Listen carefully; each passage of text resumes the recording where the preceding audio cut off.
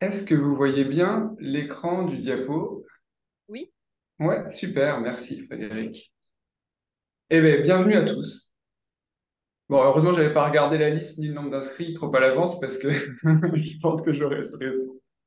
On est une cinquantaine de participants de toute la région et bah, c'est chouette. Ça veut dire que c'est un sujet qui nous touche tous. Et ben, j'espère que ce webinaire sera à la hauteur de vos attentes. Je suis assisté par Adrien Desmarais, le coordinateur de la FMPS. Donc, si vous Bonjour à avez tous. Voilà, c'était lui. Il veillera aux problèmes de connexion, il surveillera vos commentaires notamment. Il enverra aussi des liens au fil de la discussion. Sachez que cette présentation, elle est enregistrée, hein. C'est enregistré parce que bah, ça permet d'enrichir notre bibliothèque gratuite disponible sur le site de la FMPS, hein. Vous allez au rayon formation, webinaire, et vous trouvez tous les webinaires qui ont eu lieu. Je rappelle les règles habituelles du Zoom. Bah, vous pensez à couper les micros si vous ne souhaitez pas prendre la parole. Si vous n'avez pas beaucoup de réseau, que vous n'entendez pas bien, essayez de couper votre caméra. Et puis j'en profite tiens, pour diffuser une petite info. Le floutage d'arrière-plan, c'est pas écologique, ça consomme énormément d'énergie. Voilà. J'ai appris ça il n'y a pas longtemps. Je ne savais pas. Mais bon, on est complètement hors sujet. Donc aujourd'hui, on n'est pas là pour parler des partages d'écran, on est là pour parler hop, des protocoles, et pas n'importe quel protocole, les protocoles pluripro. On commence par les définitions. C'est quoi un protocole pluriprofessionnel? Alors, la HAS, elle dit la HAS, c'est un protocole pluriprofessionnel de soins de premier recours est le schéma d'une prise en charge optimale par une équipe pluripro. Il reflète l'expression d'un accord local et documenté pour proposer des solutions aux problèmes de prise en charge et favoriser l'harmonisation des pratiques. Bon, dans la vie réelle, ce qu'on croise, c'est pas cette discussion-là, c'est plutôt celle-là. Là, je pense que ça parle à toutes les équipes. Vous voyez bien mon écran partagé. Je vous présente l'ACI relative aux structures de santé. Donc là, si on va à la page 9 de ce document, voilà. Ça, c'est de la vie de tous les jours, enfin de tous les jours, surtout du mois de janvier, là, quand on se dit, tiens, en fait, on en est où avant de remplir nos protocoles. Donc, l'élaboration de protocoles pluripro pour la prise en charge et suivi nécessite une intervention coordonnée de différents professionnels de santé. WhatsApp communiquer quoi, enfin, comme un manque de conseiller. Donc, ces protocoles s'appuient soit sur ils doivent s'appuyer sur l'expérience et les compétences des professionnels concernés, ils doivent être conformes aux recos, ils doivent être adaptés à chaque équipe, répondre à un vrai besoin, formaliser et harmoniser les pratiques existantes, être simples, aisément consultables lors des soins, c'est-à-dire qu'il faut savoir où ils se trouvent dans la maison de santé, si besoin, dans le pôle de santé à disposition, préciser le rôle et le moment d'intervention de chaque intervenant et être réactualisé régulièrement.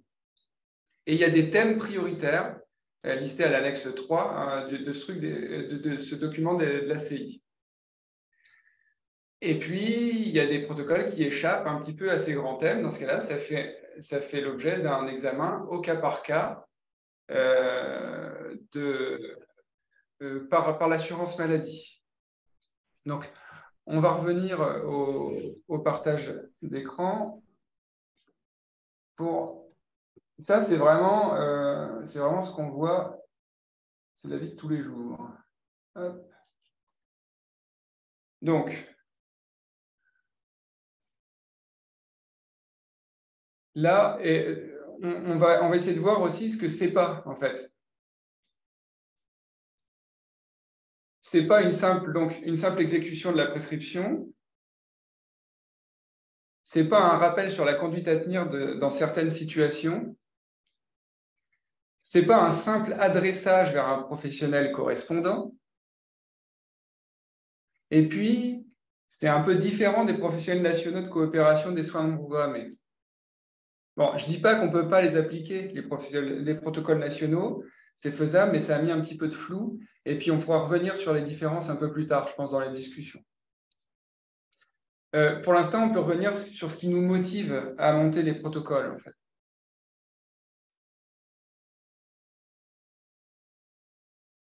Donc là,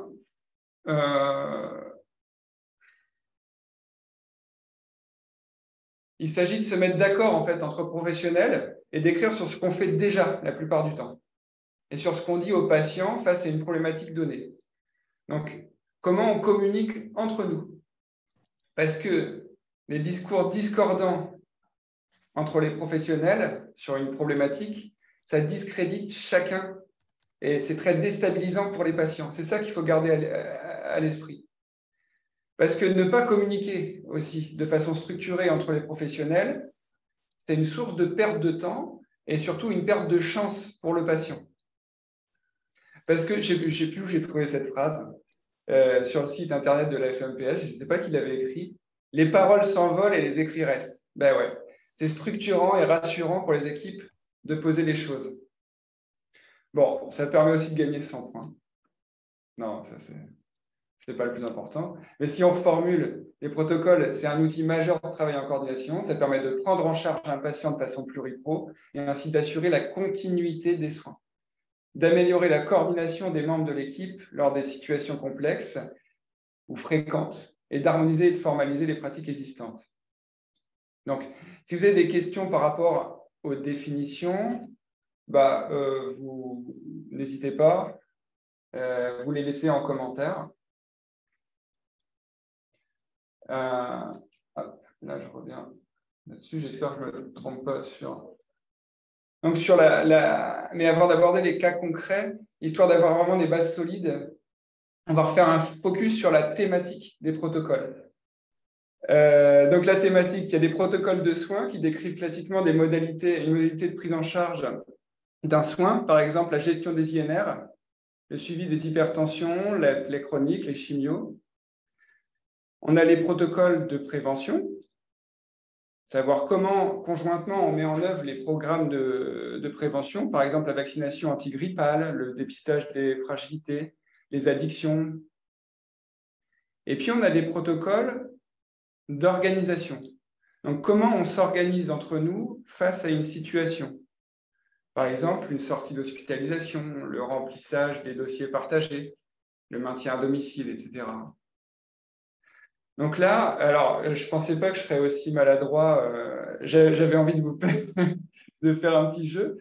Vous avez tous en tête des protocoles actifs ou en gestation, en fait, chez vous, selon votre structure. Et on va s'amuser à remplir un tableau ensemble. Vous allez voir, c'est marrant, en fait, hein, si vous êtes à l'aise en informatique, vous mettez votre souris dans la colonne qui vous intéresse, vous appuyez sur T, et ça ouvre une zone de texte qui vous permettra d'écrire le nom du protocole. Parce que là, on va partager un tableau blanc. Donc, voilà. Vous pouvez vous amuser à mettre... Voilà, je vois par exemple, il y a insuffisance cardiaque dans prévention. Par exemple, vous pourriez mettre le protocole, un protocole automesure, par exemple. Et ça va être sympa parce qu'à la fin, il y en a qui écrivent gros. Ouais, c'est le bazar, c'est un peu marrant.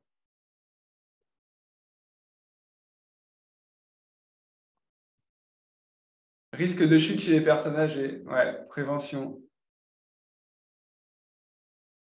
Il y a Mégane qui hésite.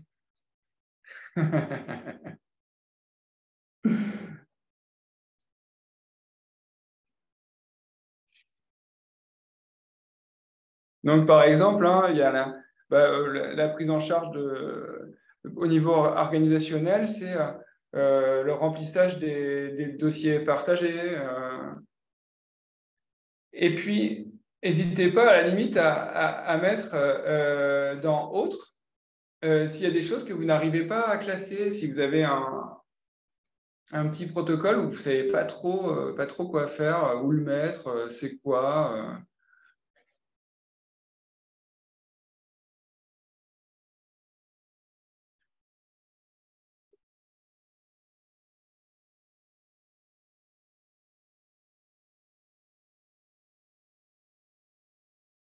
Ouais, dépistage de la dépression. C'est bien parce que du postpartum,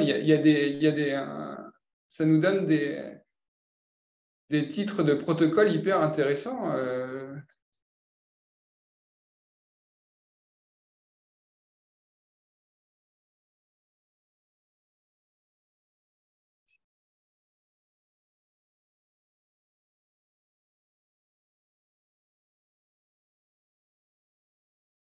Donc, soins, cancer du sein, je sais pas je sais pas ce que c'est, tiens, l'intitulé du cancer du sein, par exemple.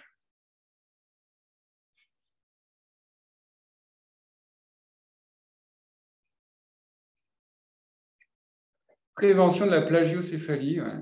Ouais.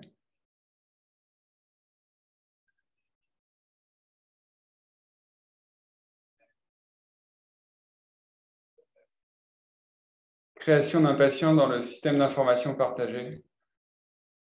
Et ben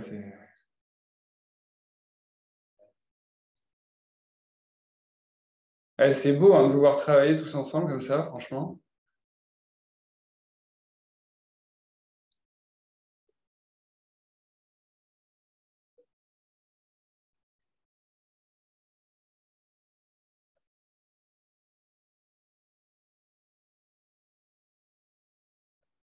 D'ailleurs, il y en a qui arrivent carrément à créer des post-it, c'est beau. Hein. Je ne savais pas qu'on pouvait faire ça. Bon, on se donne encore une ou deux minutes. Mais ouais, c'est bien, hein. Ce tableau-là, il est chouette.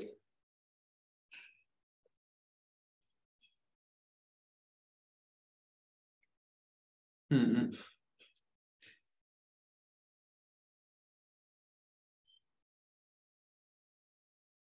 Alors, dépister la précarité de la femme enceinte, ouais.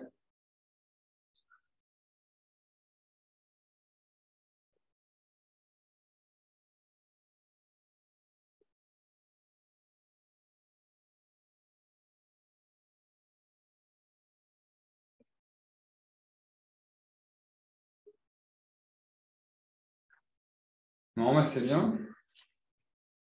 Et cancer du sein, c'est l'accompagnement post-soin avec kiné, psychologue, diététicienne, infirmière. Ouais, ok.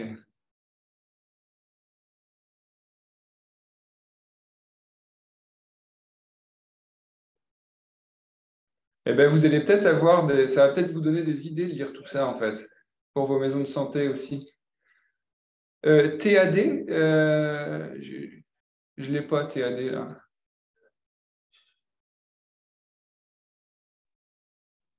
Troubles anxio-dépressifs Ah oui, chez les personnes en situation de travail. ok. Et puis, je vois que vous arrivez même à ranger vous-même dans la colonne autre, il n'y a rien, finalement. C'est bien. Passons à notre thématique, l'écriture, au contenu, en gardant en tête qu'un protocole, ça doit, si on ne veut pas que ce soit une usine à gaz, et si on veut avoir quelque chose qui soit mis en œuvre efficacement, eh ben, il doit être facile. Pourquoi facile? Facile parce que fréquent, c'est-à-dire avoir une chance d'être mis en œuvre rapidement et concerner une situation habituelle. Donc, c'est-à-dire qu'on va plutôt choisir les automesures tensionnelles que la surveillance du patient drépanocytaire. Voilà, on a plus de chances de croiser ça. Il doit être acceptable par les professionnels. On ne demande pas de remplir 3 pages de questionnaire, mais surtout par le patient dont on devra recevoir le consentement éclairé avant l'inclusion. Il doit être chiffrable aussi, c'est-à-dire qu'il puisse être évalué sur la base d'indicateurs pertinents, parce qu'il est périlleux de mettre en œuvre des procédures sans savoir si elles sont efficaces. Donc, fréquent, acceptable, chiffrable. Il doit respecter les règles de l'art de chaque profession, hein, et la réglementation en vigueur. Donc, il doit être inattaquable, en fait. Il doit être léger. Vraiment, ça, j'insiste. Il doit tenir au maximum sur 2 pages. Il ne faut pas chercher à traiter l'ensemble d'une situation complexe. Sinon, on se plante. C'est pour ça, d'ailleurs, c'est rigolo. Je me demandais, c'est quoi sur le cancer du sein, on ne peut pas faire un protocole sur le cancer du sein. Par contre, là, on voit que c'était ciblé dans les commentaires. Ah oui, mais c'est la suite après un cancer du sein, la prise en charge telle assez précise. Par exemple, on a aussi la surveillance de l'insuffisance cardiaque à domicile plutôt que la prise en charge de l'insuffisance cardiaque. Il doit être évolutif aussi, parce qu'un protocole n'est pas figé dans le temps. Au fil de sa mise en œuvre, il doit être périodiquement ajusté et amélioré par l'usage.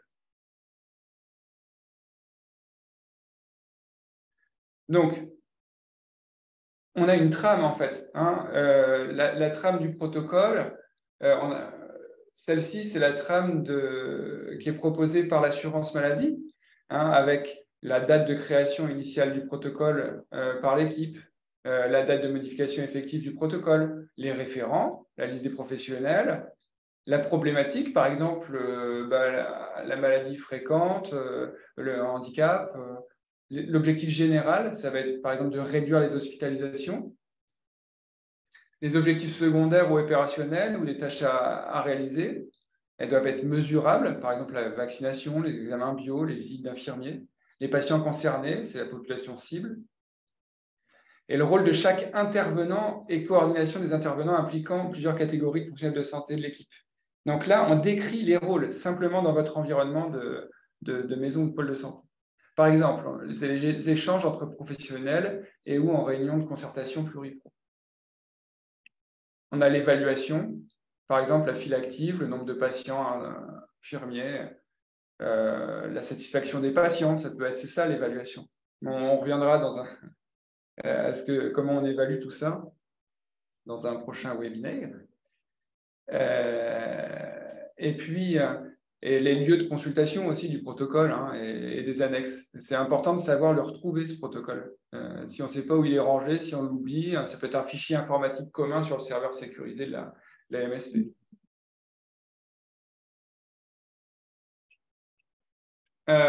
Exemple.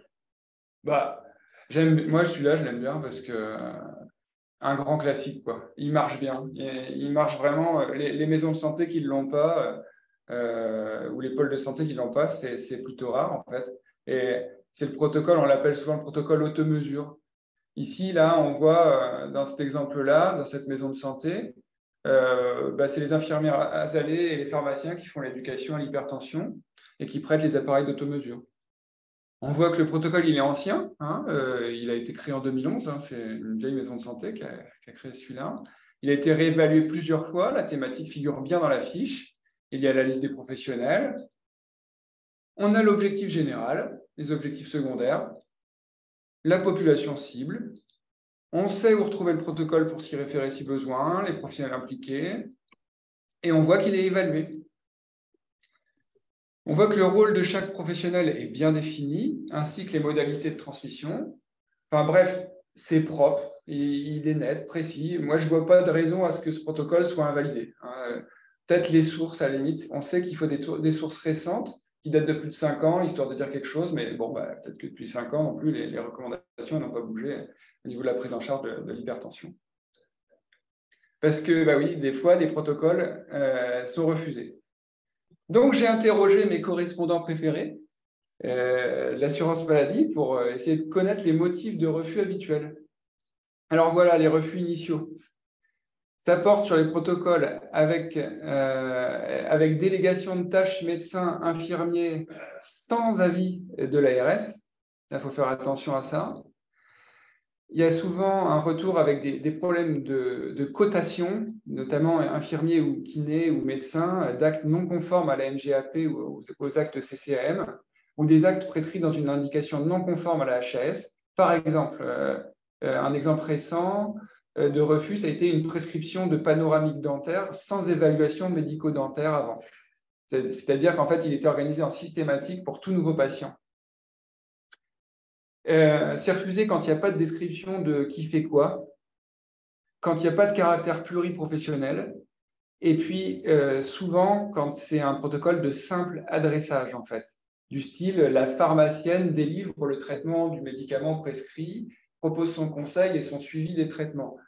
Et puis elle s'assure avec le prescripteur de la bonne disponibilité des stocks de produits. Là, en fait, elle fait son métier. Donc, c'est normal, ça ne marche pas, quoi. Et puis après, il y a des refus lorsque c'est des protocoles qui ne vivent pas ou qui ne sont pas évalués.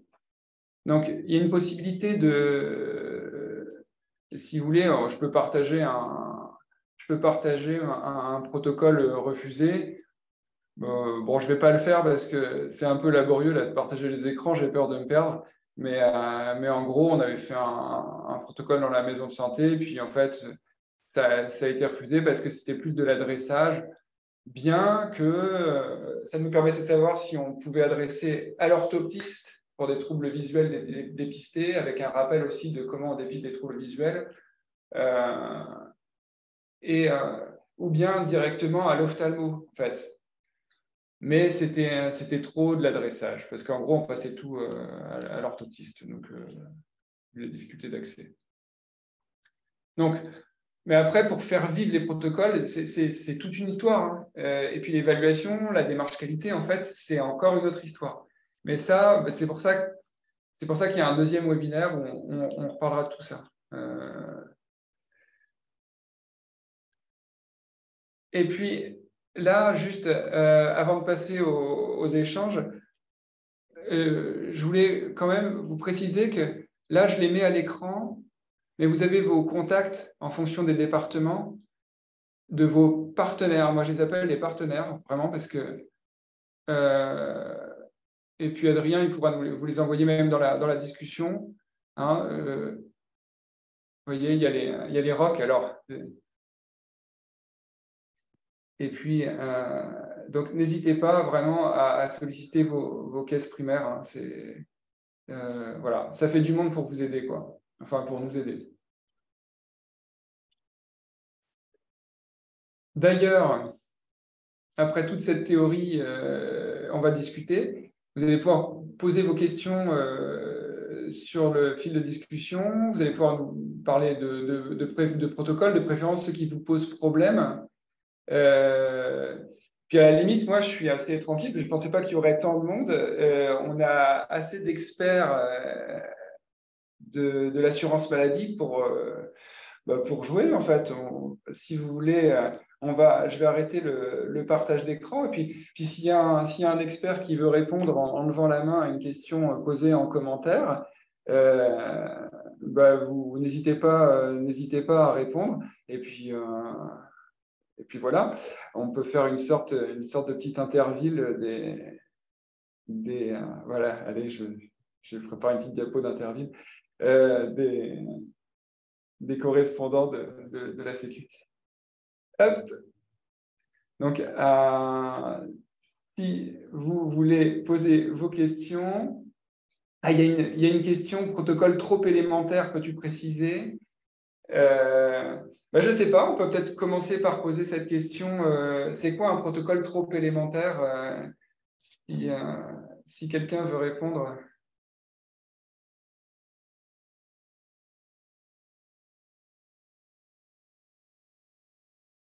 Parce qu'en fait, le fait que ce soit élémentaire, c'est pas forcément un désavantage, hein. Si c'est simple, élémentaire, c'est pas forcément simple, quoi.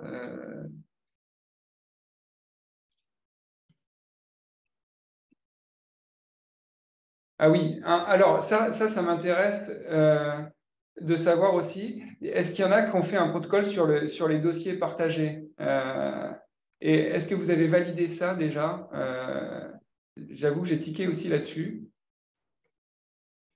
Est-ce qu'il y a des correspondants Sécu qui ont validé ça? Je ne sais pas où ça a été validé.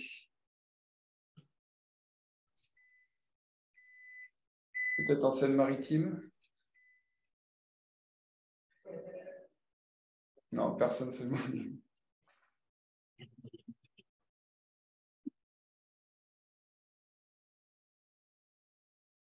Quelqu'un fait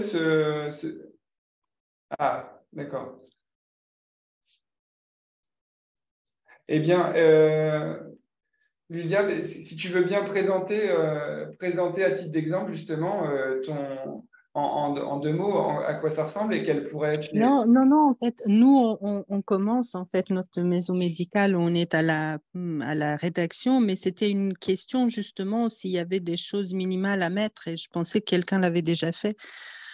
C'était même pas pour faire un protocole, c'était à titre d'exemple, savoir s'il y a des données minimales et si quelqu'un a fait un protocole dessus, justement. On ne s'était pas donné dans l'idée d'en faire un, c'était plus d'un point de vue pratico-pratique, vraiment. Tu vois ce que je veux dire? Ouais. Ouais. Alors,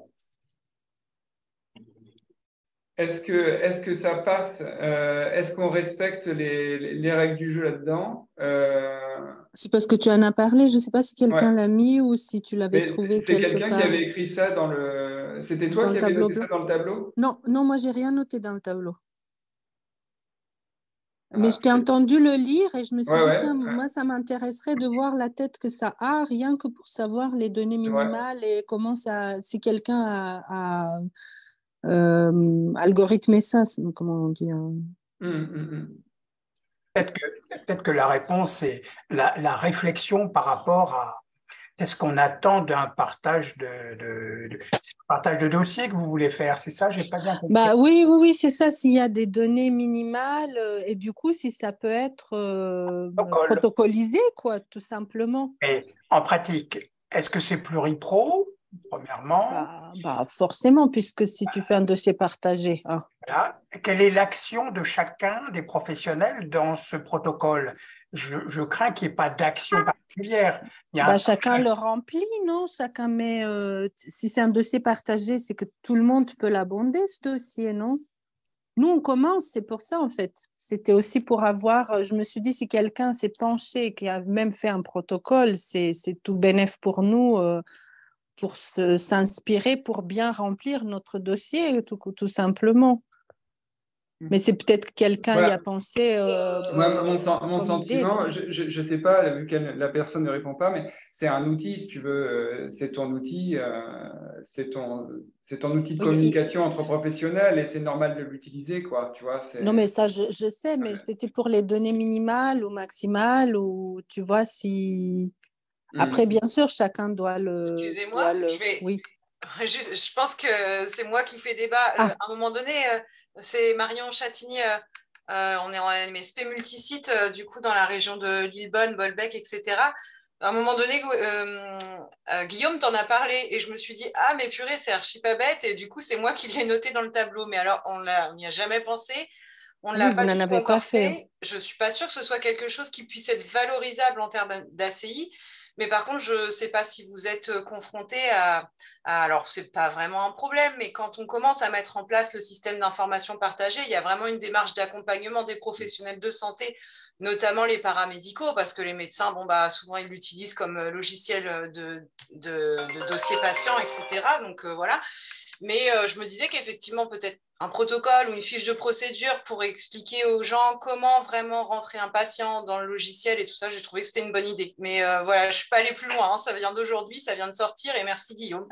Ouais. Non, mais c'est pas bête parce qu'en même temps, si on n'a pas ce socle-là, on est embêté, on ne peut pas travailler et ça peut… Alors, est-ce que c'est valorisable dans le cadre d'un protocole? Je sais pas. Et on n'a pas une espèce de banque de protocoles pour voir un petit peu où c'est interdit d'en faire, ou tu vois? Dès qu'il y a, de toute façon, moi, ce que je conseille, c'est quand il y a débat, parlez-en avant de travailler dessus, parlez-en à vos contacts CEPAM, en fait, hein, vraiment. Et Oui, mais puis, entre médecins, tu vois, sans blesser personne à la CEPAM, entre médecins, enfin entre professionnels, que ce soit médecin ou pluripro, on se comprend de façon pratico-pratique. C'est le but de ces réunions aussi, j'ai compris. Bien sûr, ouais. Mais ce que je veux dire aussi, c'est que ce qui est important à retenir de ça, c'est qu'on a le droit de faire un protocole qui n'est pas valorisé aussi.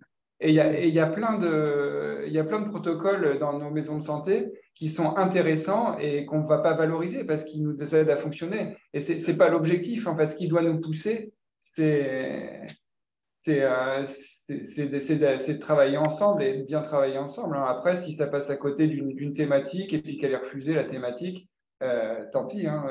Faut pas s'arrêter pour ça, quoi. Attends, il y a quelqu'un qui avait mis protocole d'évaluation de qualité, non? Démarche de qualité, oui, c'est ça. Ah oui. C'était Megan, oui, c'est ça. Oui, bonjour à tous. Je ne sais pas si vous me voyez. Donc, moi, je suis coordinatrice sur 2 maisons de santé. Et c'est vrai que tout ce qui va être aide à l'utilisation des protocoles ou tous les questionnements qu'on peut se poser en équipe pour mieux travailler ensemble, ou par exemple, pourquoi le protocole ne vit pas, qu'est-ce qu'on peut mettre en place comme procédure pour faire vivre les protocoles. En tout ça, moi, j'ai eu la réponse que c'était plutôt la démarche qualité qui maintenant permet d'être valorisée dans l'attente numéro 1. Ouais. Donc, ce n'est pas un protocole pluripro à proprement parler qui, lui, doit concerner des prises en charge patients, en fait. Oui, c'est plus du fonctionnel, mais ça peut quand même servir, oui. Donc, ça peut être valorisé dans une autre partie, à mon sens. Après, parmi les questions qui reviennent, c'est qu'en est-il des protocoles azalés, par exemple? On a des infirmières azalées dans les équipes. Est-ce que, du coup, ça permet de remplir des protocoles, comme on dit? On dit, bah, c'est bon, avec les protocoles azalés. Ben, ça ne suffit pas, en fait. Là, j'apporte la réponse directement. Parce que c'est souvent des protocoles de délégation dans le cadre du protocole azalé. Mais l'infirmière azalée peut participer à un protocole pluripro, comme on a vu tout à l'heure dans l'automesure. Et dans ce cas-là, elle aide quand même au développement de certains protocoles. Mais il ne faut pas se limiter à la prise en charge du sevrage tabagique par l'infirmière azalée. Ça ne fait pas un protocole. Les questions qui nous reviennent, c'est aussi, est-ce qu'un protocole peut aussi être une mission de santé publique ou c'est quoi la différence en fait? La différence, elle est aussi dans la validation de ces protocoles. Les protocoles de pluripro, c'est un échange avec l'assurance maladie. Tandis que les missions de santé publique, elles sont validées par l'ARS.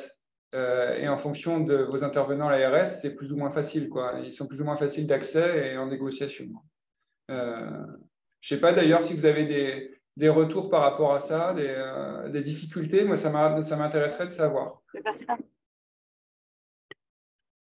Est-ce que vous avez eu des missions de santé publique refusées par rapport au protocole ou des choses comme ça?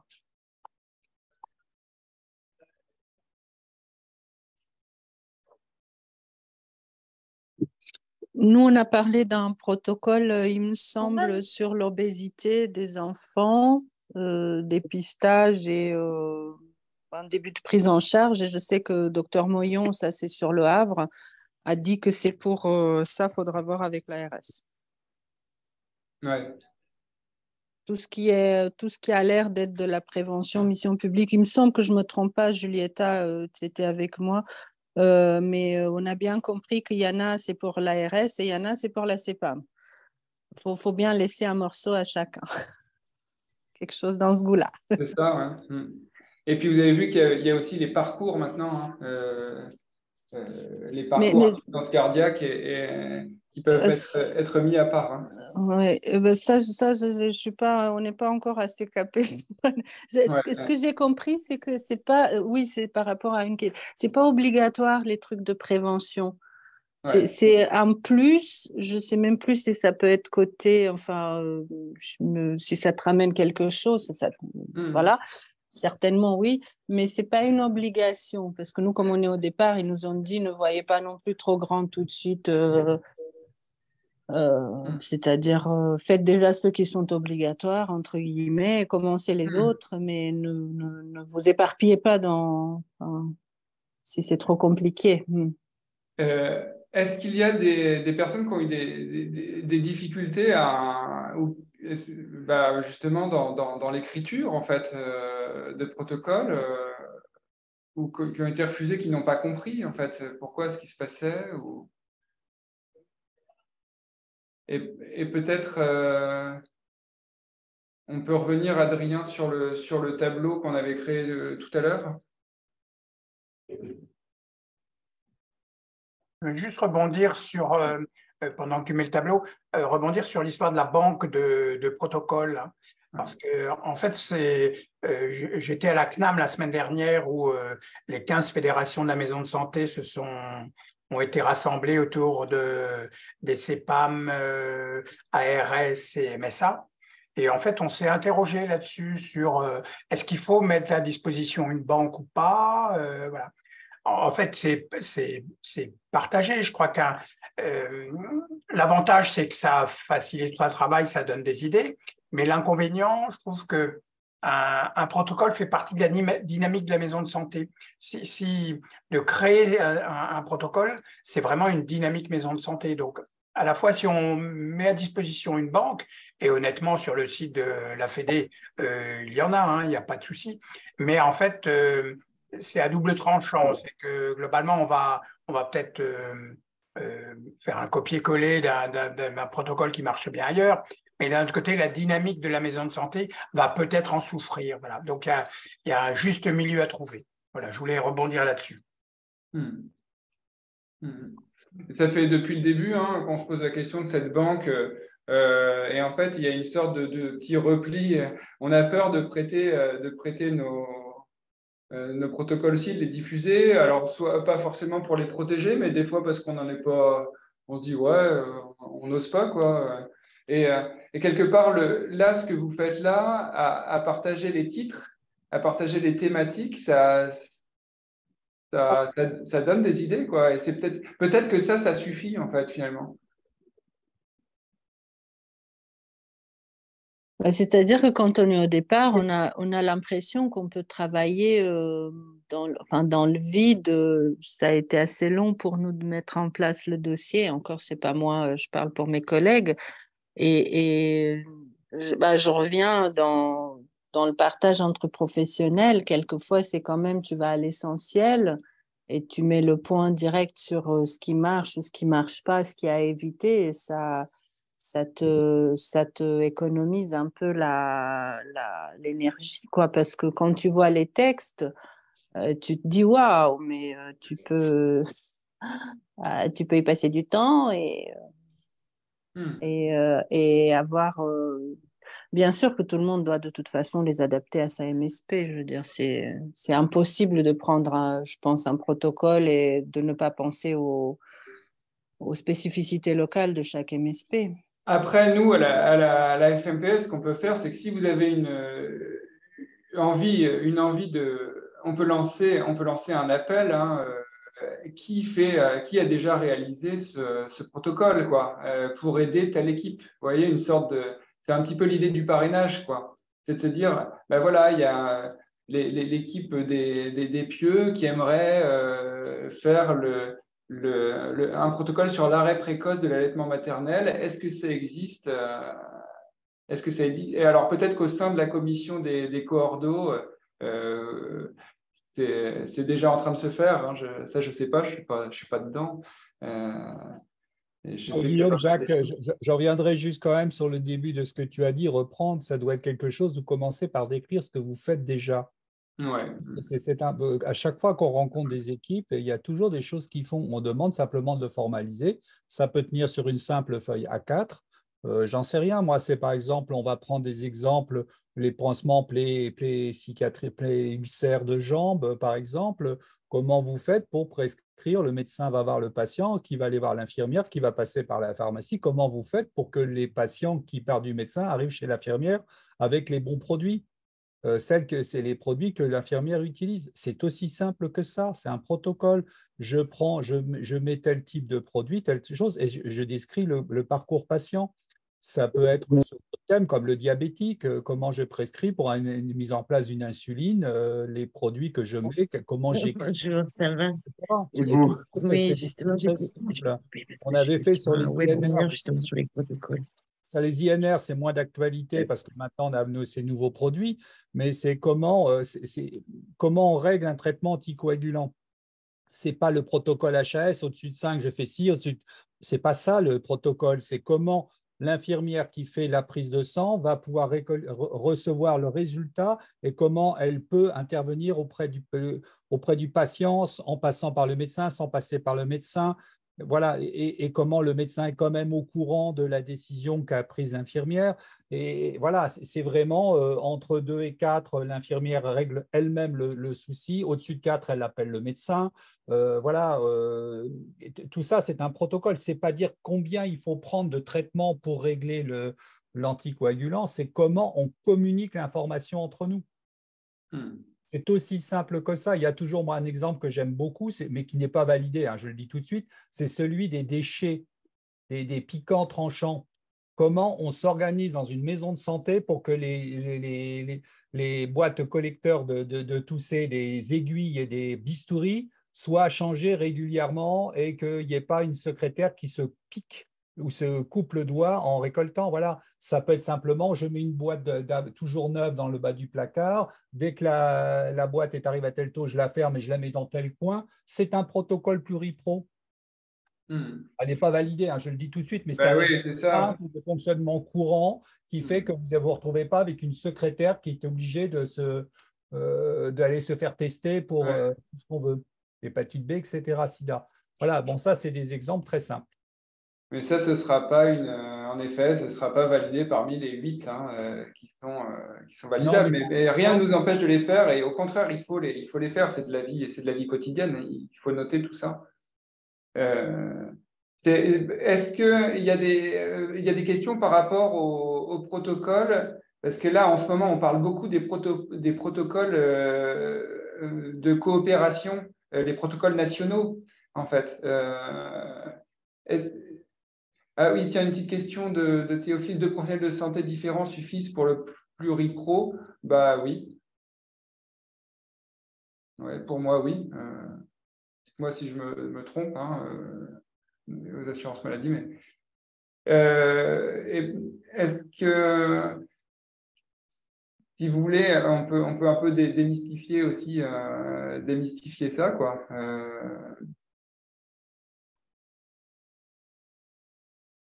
Là, il y a le protocole cystite qui a été installé dans plusieurs maisons de santé.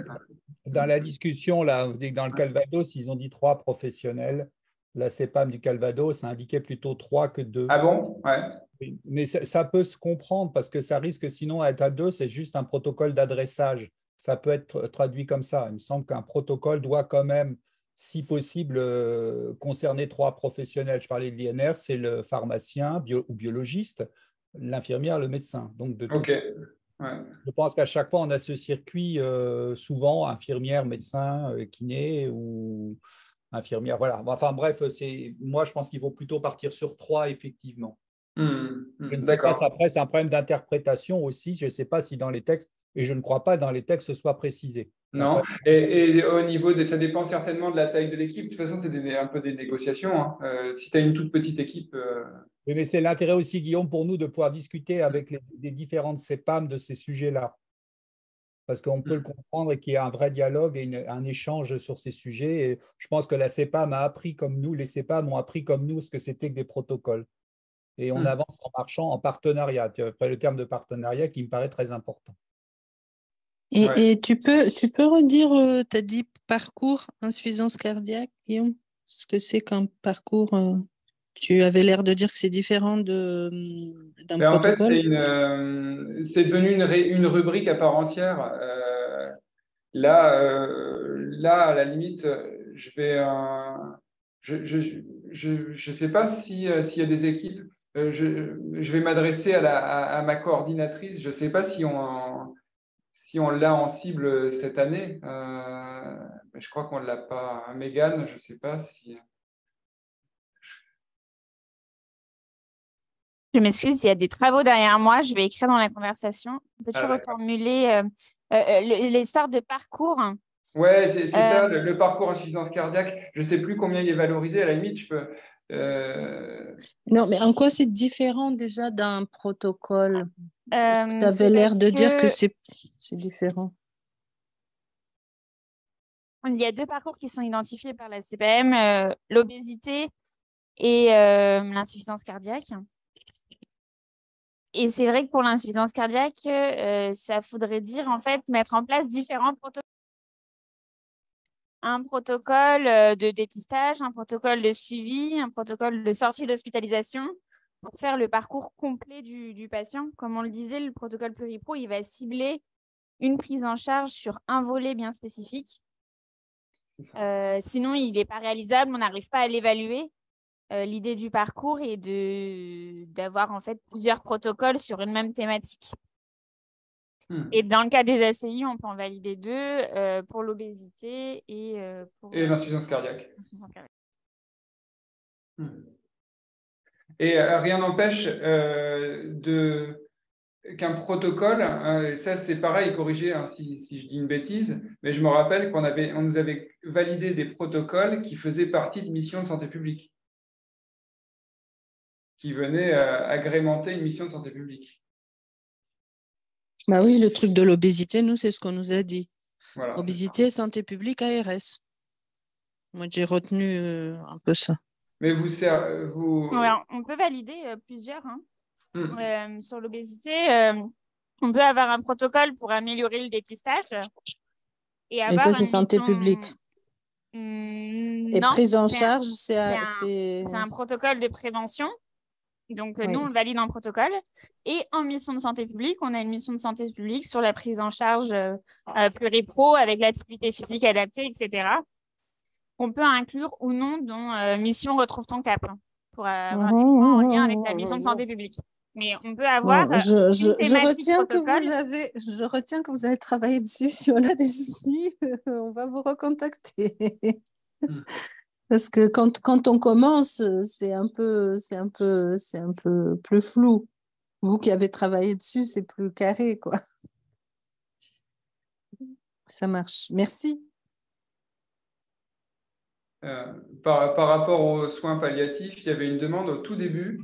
Ça nous intéresse. Bah oui, c'est pareil, mais c'est un thème. C'est un thème de protocole. Il faut vraiment préciser ce que vous voulez faire dans le cadre du soin palliatif, quoi. Est-ce que c'est la mise en place d'un schéma à un moment T du soin palliatif ou est-ce que c'est le dépistage des patients possiblement en soins palliatifs dans l'année qui vient et le repérage des choses comme ça. Faut préciser. On peut arrêter le tableau blanc, peut-être.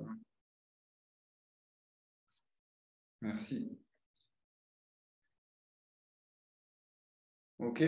Bon, je ne sais pas si... là, il y avait beaucoup d'équipes matures, j'ai l'impression, de toute façon, qui écrivaient déjà des protocoles. Je ne sais pas si... nous, on est immature, ouais, c'est vrai. Tiens, il y a le thème de protocole peut être aussi celui d'une mission de santé publique, oui, c'est ça. Ouais. Là, la difficulté, en fait, c'était presque une introduction, ce webinaire-là. La difficulté, c'est de les faire vivre, nos protocoles. Comment faire pour qu'ils ne s'éteignent pas? Comment faire pour raviver l'intérêt? Et comment faire pour les évaluer aussi? Parce que ça, ce n'est pas facile. On pêche toujours sur l'évaluation. Donc, on va essayer d'apporter des outils au prochain webinaire, des idées que j'ai repêchées à droite à gauche, qu'on a expérimenté aussi dans les MSP un peu plus anciennes, pour essayer de faire vivre vos protocoles. Et puis, par rapport à l'évaluation, ce qui est aussi quelque part une introduction dans la démarche qualité. Et ça, on a vu que c'était un critère d'invalidation de protocole de l'assurance maladie, donc il faut qu'on fasse attention à ça.